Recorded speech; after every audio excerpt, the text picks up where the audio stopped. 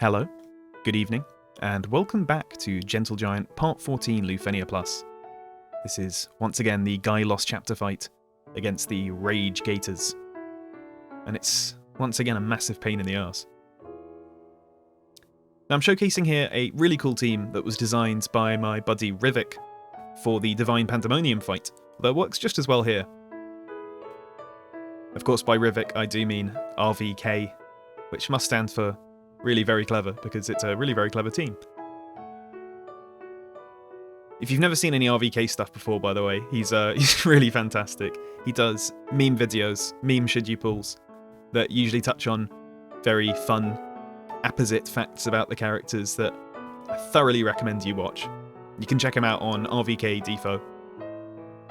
But the goal of this team is effectively a speedster tag team. So we've got Tidus, we got Zell, they're very fast, we got Queen for auras.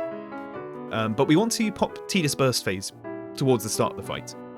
There's a couple of reasons for that. One, at the start of the fight, the burst phase is still doing a lot of damage, whereas later in the fight it needs a lot of auras to support it. But maybe more pertinently, we're going to absolutely burn through Zell right after doing this. So Zell really appreciates those auras.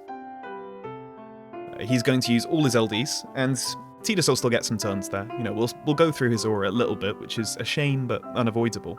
But I think it's worth it for how much more damage Zell's going to do here. And as soon as he's useless, after we've fully burnt him out, we're going to be swapping him out for Unifriend, so that Tidus can go completely to town. It's a lot of fun to use. It's going to work in a lot of fights, I'm pretty sure. So long as this team can handle the orb, it's very satisfying. Now, one thing I do like with Zell is using his EX, which do right after this. There's a specific turn order you want to get in if you want to take his LD phase, all the turns in a row.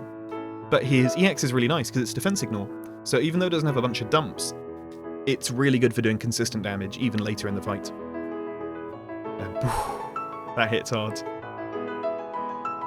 Now, aside from just taking up a bunch of turns, one of the really nice advantages of Zell in this fight is his rebreaks. These guys are really fast, these Rage Gators. I think I showed that off to some extent in my previous Agrius Setzer Varn video. But they are really, really fast. But because Zell is rebreaking them and pushing them back, you know, can only do one at a time, but it doesn't matter, because he's getting free turns. He's also pushing damage really far, whilst pushing them back at the same time. And as you may remember, these guys self-delay at their thresholds, so 79, 49, and 29, which makes this even more effective at just effectively bursting through this. You know, it's not a burst phase, but we are bursting damage to rush down this phase. Tidus, unfortunately, having to get a couple of turns in. It's a shame he doesn't have any non-high turn rate options other than EX. Would be really nice in situations like this, so he's gonna get more turns than I'd like. Maybe I could have removed a passive or something, I don't know.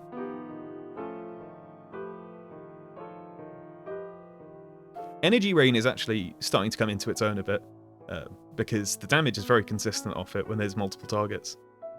You know, full AoE skills are good. Especially with his self-HP damage up.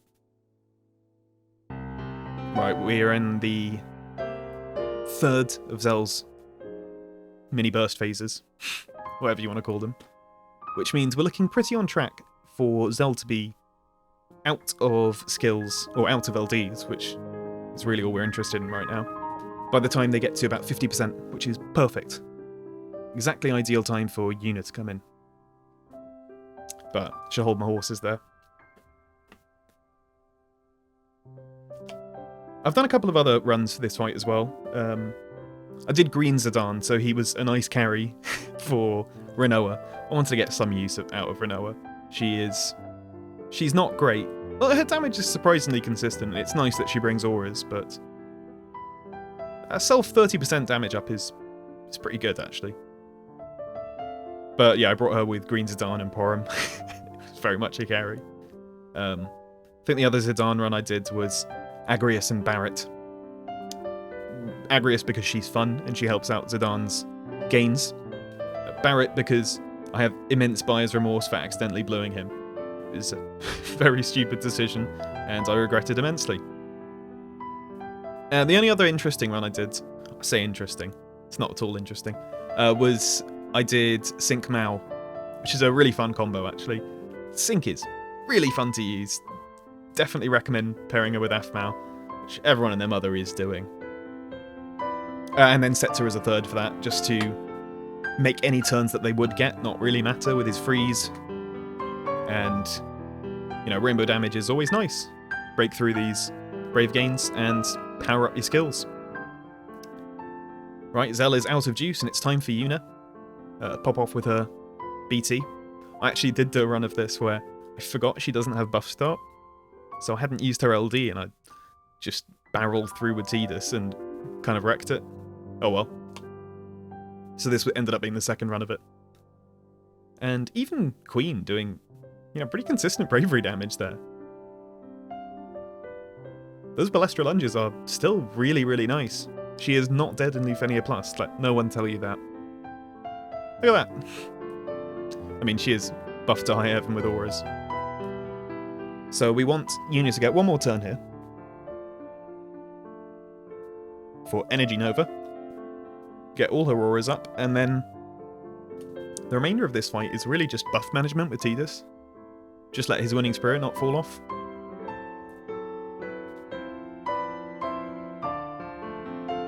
In case you haven't done this fight or seen my other video, the orb is really trivial to fulfill most of the time.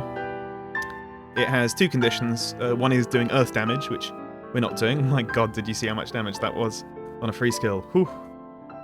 And the other is to deal damage while an HP damage debuff is up.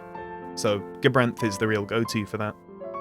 People who didn't have Gabranth, they generally opted for Agrias or Sync, because you can't use Kurosame or Ignis, thanks to their Imperil immunity. It's also a shame, because there are certain characters like Ashe and Beatrix, who I think would be really, really nice here, but the Imperil immunity hurts them a lot.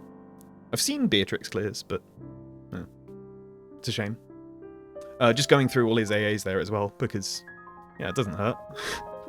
Keeps his buffs up a bit, still does damage, and makes sure he's getting those in during Yuna's aura, because his burst is sadly already over. We did spend some of those turns when Zell was around, but it was worth it, I think. I say that, I haven't tested to see how it would be if I bursted later, but yeah, this works.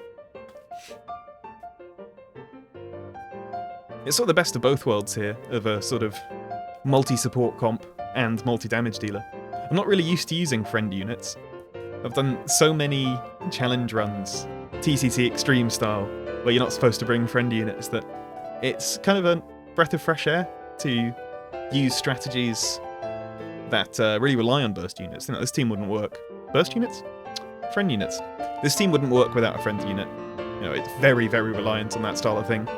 And I think one other character who fulfills that similar niche of, you know, nice to burn through and swap out for a friend unit is Aphmau, actually. Because her... Let's be honest, you can't really bring Aphmau for anything other than her LD. Doesn't feel good to use any of her skills other than LD. And, you know, the buff only lasts 4 turns and only has 4 uses. So the uptime is small. It's very rarely going to be the whole fight unless you're doing some sort of, you know, Rain's Mao. It's the classic. In which case the damage is high enough that, you know, yeah, it'll last long enough. But that means she's a nice candidate for swapping out for maybe a different support. Or for someone else. And, yeah, not being in the whole fight. So you can really abuse her ability when it's there. Because it is powerful, don't get me wrong. Just a bit awkward.